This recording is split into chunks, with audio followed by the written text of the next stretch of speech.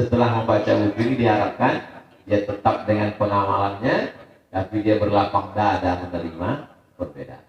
Bagi yang telah berjangkui, tetaplah dengan jangkuinya. Tidak perlu mengejek yang tidak berjangkut. Sebab kalau yang tidak berjanggut mengejek dan berjangkut, kamu mencari aku, tak ini aku kamjang. Tentunya berang, kamu mencari aku, ini aku anjang gitu. Weh, kau enggak lah babi. Ada 3 pertanyaan dari bapak-bapak, kita jawab dulu Ustaz ya, biar tidak lupa nanti.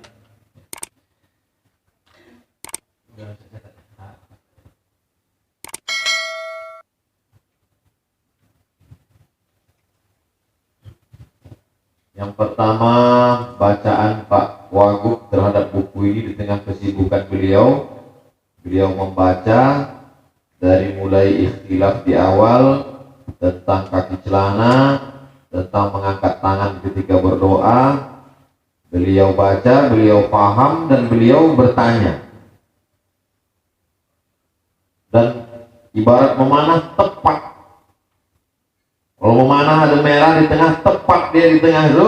Pertanyaan mengena karena saya tak pakai tarjih. Di buku ini tak ada saya. Setelah pendapat-pendapat beliau, saya memilih ini dan. Kemudian beliau tanya, lalu saya pakai mana? Tentang masalah kunut subuh. Kalau basic keluarga bapak dari Muhammadiyah yang mentarjihkan mazhab Hambali dan Hanafi tidak kunut subuh, tetaplah dengan mazhab yang bapak awalkan selama ini tanpa harus mencela yang berkunut subuh dari kalangan mazhab Syafi'i dan Maliki. Kalau kebetulan basic keluarga bapak dari Perti, Syekh Sulaiman Ar-Rasuli, Inyak Jahu, Inyak Candung, yang basicnya pakai mazhab Syafi'i, tetaplah bapak mengamalkan itu tanpa harus mengecam orang yang tidak berkunut.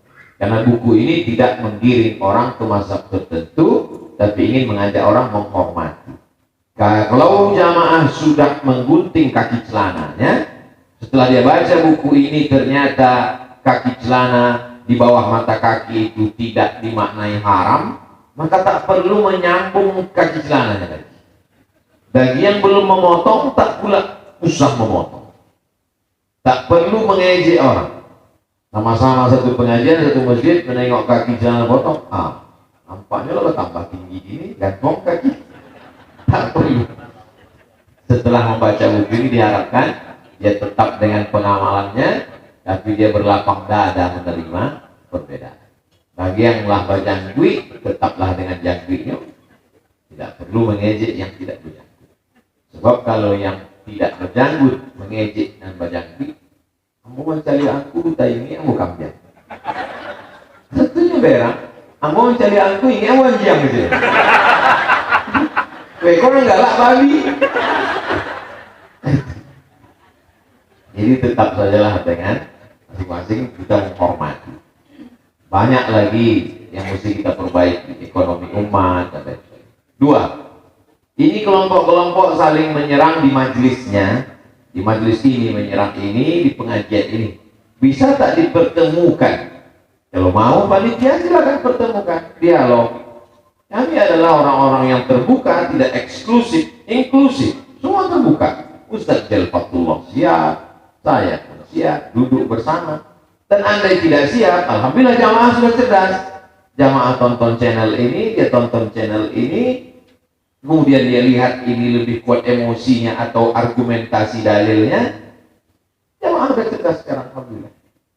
Kemudian tentang masker, menyentuh kening ke lantai bagian dari rukun. 7 anggota tubuh mesti menyentuh lantai. Ujung kaki, ujung lutut, 2 ujung kaki, 2 ujung lutut, 2 tapak tangan, 1 kening. Bagaimana dengan hidung?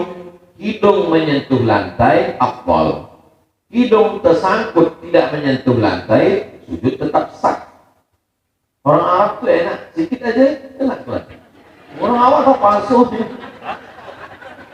Jadi kalau ada orang tak menyentuh lantai, sujudnya sah. Tapi kalau hidungnya kena afdal. Bagaimana saat COVID ini masker? Maka tidak ada sangkut mengait sama sekali, bukan dalam keadaan darurat. Kalau dibuka ini masker, maka masuk itu COVID. Lalu kemudian dia pakai masker. Adapun hadis yang Nabi menyuruh orang ulang sholatnya karena wajahnya tertutup. Dulu orang Arab itu sorbannya panjang, ekor sorban itu dia tutupkan. Hadis tentang Nabi menyuruh sahabat membuka ekor sorbannya tertutup, hadis itu dhaif. Hadis dhaif tak bisa dijadikan dalil untuk dasar hukum. Hadis dhaif hanya bisa dijadikan untuk qada'il amal, motivasi beramal. Jadi yang sholat pakai masker, sholatnya sah. Dan ambo tidak ada hubungan sama pabrik masker. Sama madu kok aduh. Tapi ambo tidak dapat royalti. Sado keuntungan madu kok untuk pondok tahfiz Quran. Kok perlu apa jelaskan? Dan jangan ada dusta di antara kita. Tentang sujud tilawah. Namun ayatnya sajadah. Namun sujudnya tilawah. Kalau kebetulan di luar sholat membaca Quran, apa hukum awak bersujud saat membaca Quran? Wasjud wa qatarib. Maka hukum awak bersujud itu adalah sunnah. Kalau nama baca itu bersujud, maka orang mendengar di sekitar itu ikut bersujud.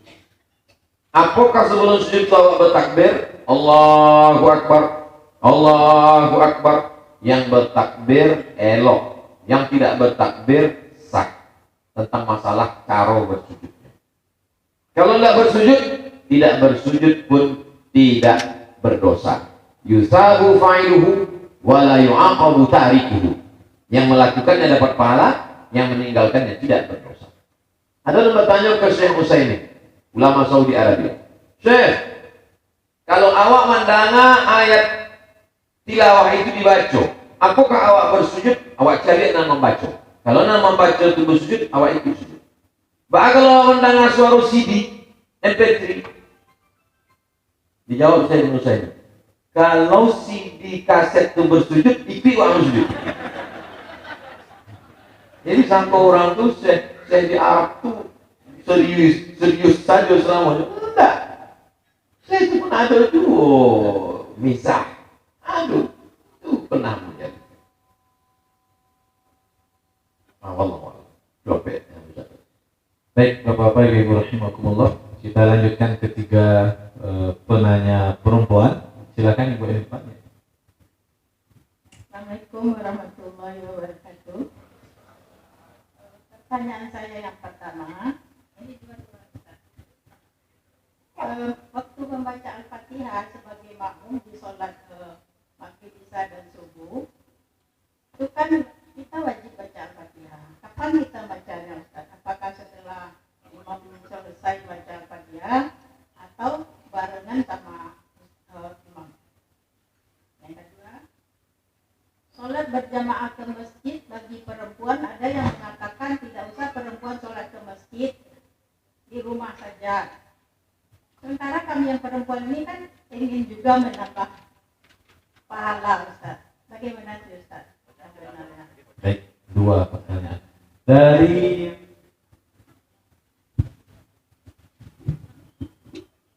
Assalamualaikum warahmatullahi wabarakatuh. Waalaikumsalam. Pertanyaan saya, Ustaz, ini mungkin berkaitan juga dengan masalah wanita yang ini dalam keadaan menstruasi, Ustaz. Apakah waktu kecil dulu saya diajarkan oleh guru ngaji saya, biasanya kalau mungkin beliau sedang berhalangan itu bisa mengucapkan atau mengajinya, dan kemudian mungkin memegangnya beliau tidak. Tapi belakangan ini juga saya dengar nggak boleh membaca Quran itu kalau sedang dalam keadaan menstruasi, Ustaz. Jadi bagaimana yang beri pencerahannya, Ustaz, itu. Kemudian pertanyaan kedua, Ustaz, ini ke dalam masa pandemi COVID ini, kalau ada yang meninggal itu karena COVID kan sudah diselenggarakan saja tanpa kita tahu apakah, kalau yang kita tahu kan ada 4 yang kewajiban muslim itu. Pertama itu kan memandikan, mengampani, kemudian melayangkannya dan menguburkan.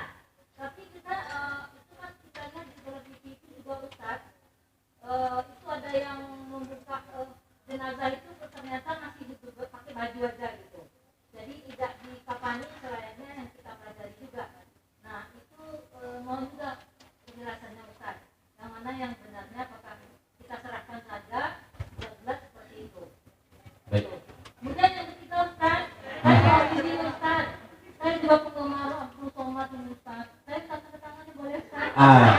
Insya Allah nanti. Terima kasih. Assalamualaikum Baik, warahmatullahi yang terakhir ibu yang di belakang. Tolong panitia.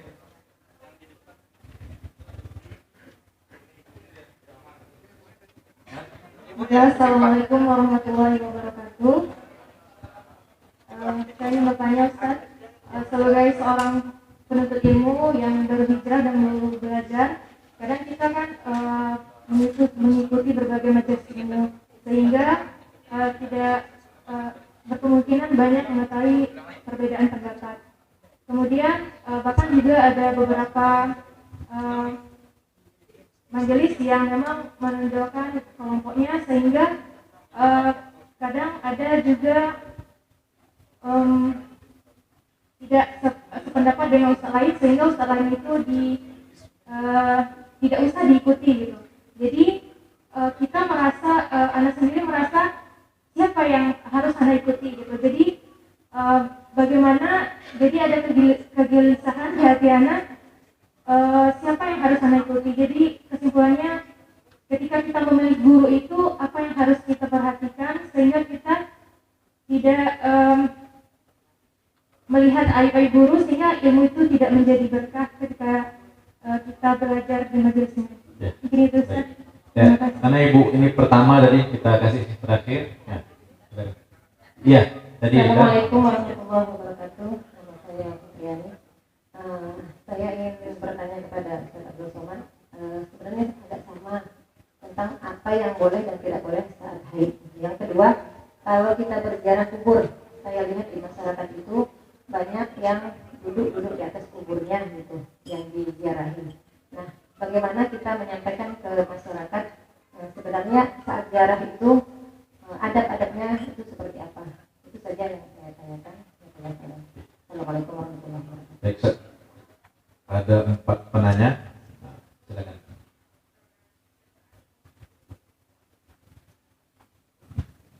Al-imamu junnah. Imam itu penanggung jawab. Imam itu penanggung jawab. Fa qira'atul imami qira'atul makmum. Bacaan Fatihah imam sudah menjadi bacaan makmum. Maka kalau imam sudah membaca Al-Fatihah, makmum tidak perlu lagi baca Fatihah. Itu dijadikan dalil oleh mazhab Hanafi. Maka dalam mazhab Hanafi, makmum tidak lagi membaca Al-Fatihah. Dalilnya hadis. Mazhab yang bertolak belakang dengan itu, mazhab Syafi'i. Makmum mesti membaca Al-Fatihah. Dalilnya hadis juga. La sholata, tidak sah solat. Liman lam yaqra' bi Fatihatil kitab. Siapa yang tidak membaca Fatihah, maka tidak sah solatnya. Yang jalan tengah, mazhab Maliki. Kalau makmum itu mendengar bacaan imam, solat maghrib, solat isya, solat subuh, solat jumat, solat tarawih, maka makmum tidak perlu membaca Fatihah sebab makmum sudah mendengar bacaan imam. Tapi kalau makmum tidak mendengar bacaan imam, solat asar, solat zuhur, maka makmum membaca. Tak perlu ulang. Rekaman itu aja diulang 2 kali. Nah, bagi yang mengikut mazhab Syafi'i, makmum tetap membaca Al-Fatihah. Kapan waktunya? 2 waktu. Waktu yang pertama setelah selesai imam baca Al-Fatihah. Ghairil maghdubi 'alaihim waladdallin. Amin. Kalau kebetulan imamnya itu berpegang ke mazhab Syafi'i, dia kasih waktu pendek seagak-agak makmum membaca Fatihah. Berhentinya sejenak. Bismillahirrahmanirrahim. Tapi kalau dia tetap langsung baca ayat, makmum tetap baca Fatihah. Tapi katanya idza quri'al Qur'an, kalau Quran dibacakan fastami'u lahu, dengar baik-baik, wa ansitu. Tapi kami mesti diam baca illal Fatihah dalam hadis. Bacalah Fatihah. Kalau imam baca ayat, boleh kau baca ayat Quran kecuali Al-Fatihah. Boleh baca Al-Fatihah. Selesai Al-Fatihah. Waktu yang pertama sesudah imam amin, bacalah Fatihah. Waktu yang kedua sejalan dengan bacaan imam. Waktu imam baca Al-Fatihah, ikuti di belakang. Bismillahirrahmanirrahim. Alhamdulillahi Rabbil Alamin, Ar-Rahmanir Rahim, Malik Yaumiddin, Iyyaka na'budu wa iyyaka nasta'in, sampai habis. Nanti ketika amin, maka makmum sudah membaca Al-Fatihah. Tapi ambo pakai pendapat Nan Patamo, membaca Fatihah sesudah imam selesai baca Al-Fatihah. 2. B. Ibu Nan Patamo, pertanyaannya 2. Ada ibu A, ada ibu B. Sholat berjamaah ke masjid bagi perempuan. Sholat perempuan di dalam pekarangan rumahnya lebih baik di dalam rumahnya, lebih baik di dalam kamar di dalam rumahnya.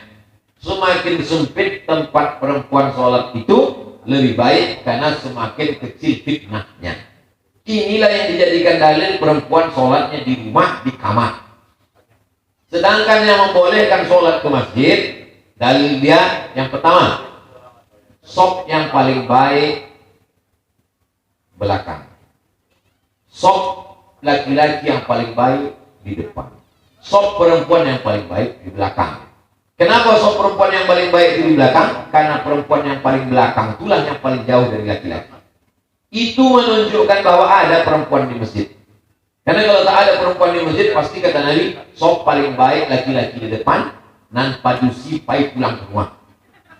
Itu menunjukkan ada perempuan. Karena kalau tak ada perempuan, tak mungkin dia sopnya. Yang kedua, iktakafa Rasulullah SAW, summa iktakafa azwajuhu min ba'di.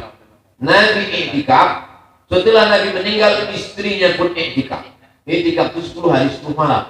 Kalau 10 hari 10 malam boleh, maka yang 10 menit tentu lebih boleh. Itu menunjukkan perempuan boleh. Yang ketiga, ada pintu. Pintu itu bukan dibuat sekarang. Dulu kalau laki-laki lewat dari pintu itu, maka dia dihukum cambuk. Zaman Umar bin Khattab. Pertama sebelah kiri namanya Babul Baqi, sebab dari situ tembus ke Baqi. Yang kedua Babu Jibril, sebab dari pintu itu Jibril masuk. Yang ketiga Babun Nisa, pintu padusi. Tidak mungkin pintunya ada, pulangnya tidak ada. Maka kesimpulannya, perempuan boleh ke masjid dalam kurung dengan syarat dan ketentuan berlaku. Jangan ke masjid pakai parfum harum semerbak sampai hilang bacaan imam. Sekedar menghilangkan bau boleh. Jangan ke masjid dengan pakaian tabarrujal jahiliyatil ula. Bersolek. Banyak perempuan sekarang bersolek bukan untuk dilihat lakinya, tapi dicari laki orang. Jangan ke masjid untuk membicarakan aib orang di dalam masjid dan lain-lain. Jangan ke masjid pakai gelang kaki yang bergemerincing, krincing. La yadribna bi arjulihinna. Jangan memukulkan kaki ke lantai, karena menimbulkan fitnah. Kenapa perempuan dulu dilarang ke masjid? Takut menimbulkan fitnah. Kalau kira-kira ke masjid menimbulkan fitnah, elok di rumah. Tapi kalau ada suaminya, protokol kesehatan, ada pengajian, silakanlah ke masjid. Kesimpulannya dengan syarat dan ketentuan berlaku. Prokes. Ibu kedua, bagaimana perempuan cakap dalam keadaan haid membaca Quran? Perempuan dalam keadaan menstruasi tidak membawa Quran, tidak memegang Quran, tidak berdiam diri dalam masjid, tidak sholat, tidak puasa, tidak iktikaf. 7 dalam kitab Al-Fiqhul Islami wa Adillatuh. Tidak megang Quran, tidak bawa Quran, tidak baca Quran, tidak iktikaf di masjid, tidak sholat, tidak puasa. Lupa 7. Saya berpegang dengan pendapat itu. Kalau ada ustadz membolehkan, berarti bacaan dia lebih banyak, mazhab yang dia baca lebih banyak. Tapi ada 2 mazhab yang membolehkan perempuan baca Quran tanpa menyentuh mushaf, tanpa memegang mushaf Quran. Yang pertama, perempuan yang hafal Quran mengulangi hafalannya an zahri qalbin, menurut mazhab Maliki. Boleh dia anak ibu yang hafizah Quran mengulangi hafalan dalam hati. Jadi kalau saya lihat ada padusi diam, itu mengulang hafalan. Yang kedua, boleh perempuan membaca Quran putus-putus, tidak nyambung. Bagi guru tahfiz, guru Quran hadis di sekolah, nyoba putih-putih. Ya ayyuha allazina amanu kutiba alaikum, boleh. Itu pengecualian. Itu yang aku baca. B. Bagaimana orang yang wafat karena COVID?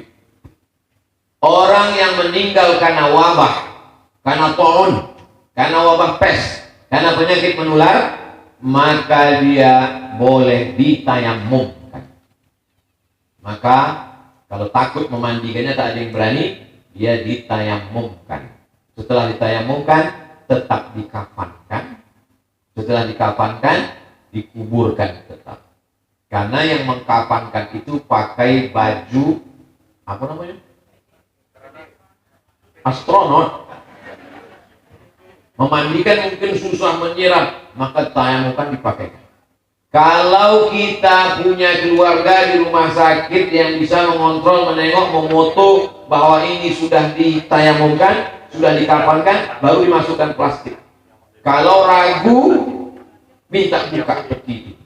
Jangan sampai dikuburkan, terbuka, rupanya dia masih pakai kaos oblong. Karena tidak dikafankan. Mengkafankan tidak begitu sulit, memandikan yang susah. Maka dalam Islam, memandikannya bisa digantikan dengan tayamum. Itu saja keringanan tentang orang meninggal karena COVID. Ibu yang ketiga, kami ini pencari ilmu. Siapa yang kami ikuti?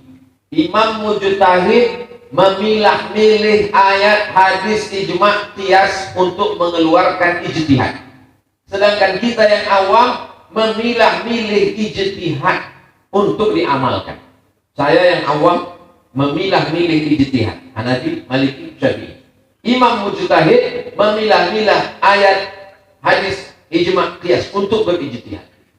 Maka kalau bingung memilih ustaz, pilihlah ustaz yang bermazhab Hanafi, Maliki, Syafi'i, Hambali, berakidah Ahlus Sunnah wal Jamaah, berakhlakul karimah.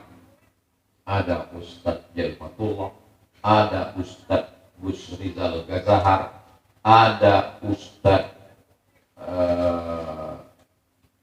banyaklah Ustaz Isaac Safar dari Mesir, dari Kuwait, ada Ustaz ini alumni Al-Azhar. Ustaz siapa Ustaz? Yan Hadi Ramon. Ustaz Ramon. Lupa. Aku bingung. Kalau itu orang Padang, orang Bukit Tinggi, orang Sumatera Barat yang bingung memilih ustaz, itu nama pepatahnya ayam mati di lumbung padi. Begitu banyak ustaz-ustaz awal. Sampai perempuan yang haid sudah terjawab tadi dengan pertanyaan ibu kedua. B. Duduk di atas kubur. Li ayyajlisa ahadukum ala jamratin minan nar. Kalau ada di antara kamu yang duduk di atas batu kerikil dari api neraka, fatuhriqu siyabahu. Orang duduk di atas batu kerikilnya dari api neraka, membakar bajunya sampai kulitnya sampai tulangnya, lebih baik min ayyajlisa ala qabrin, daripada duduk di atas kubur. Jangan duduk di atas kubur. Udah duduk di atas kubur, selfie dulu di atas kubur. Mampu TikTok dulu di atas kubur. Tigo salahnya. Duduk di atas kubur, kakinya menginjak kubur, dan kubur sebelah dibuatnya jadi asbak dulu. Padahal berziarah kubur sunnah. Gara-gara yang sunat melakukan yang haram. Lebih baik meninggalkan yang sunat daripada jatuh kepada yang haram. Bagus ditulis, dibuat baliho, adab-adab ziarah kubur. Nampak tamu mengucapkan salam. Assalamualaikum ya ahla diyar minal mu'minin wa inna insyaallah bikum lahiqun alhamdulillah mustaqdimin wal mustakhirin nasallallahu wa lanakumul afiyah. Habis itu bagi yang bersetuju dengan membacakan ayat-ayat Quran, kata Imam Nawawi, waktu dalam hadis Nabi membelah pelepah korma, pasak pahu nisfain, dibelahnya pelepah korma, ditusukkannya ke kubur. Kata Nabi, kata sahabat Nabi, kenapa kau cucukkan pelepah kurma itu ya Rasulullah? La'allallah an yukhaffifa 'adzabahum ma lam yaibasa. Pelepah kurma itu bertasbih, maka tasbihnya sampai pada orang meninggal. Kata Imam Nawawi, kalau tasbih pelepah kurma sampai, apalagi bacaan Quran orang beriman. Kalau yakin sampai, bacakan Fatihah, Qul huwallah, Qul falaq, wa binas. Kalau tak yakin sampai, yang sepakat ulama sampai saja doa. Doa tak ada ikhtilaf. Sedekah tak ada ikhtilaf. Ummi matat, mak saya mati. Apa atau sadaqtu anha? Kalau aku bersedekah, apakah pahalanya sampai ya Rasulullah? Yang bertanya itu sahabat Nabi namanya Sa'ad. Kata Nabi, tasaddaq, bersedekahlah engkau Sa'ad, pahalanya sampai itu almarhum. Ayu shadaqatu afdal, apa sedekah yang paling afdal? Kata Nabi, sedekah yang paling afdal saqil ma, memberi air minum. Memberi air minum aja sampai, apalagi memberi madu. Nggak masuk iklan. Baik Bapak-Bapak, Ibu-Ibu rahimakumullah. Buku sudah ada di tangan Bapak-Bapak, Ibu-Ibu semuanya. Apa yang belum sempat dijelaskan oleh Ustaz Abdul Somad, maka bacalah buku yang ada pada Bapak-Bapak Ibu-Ibu.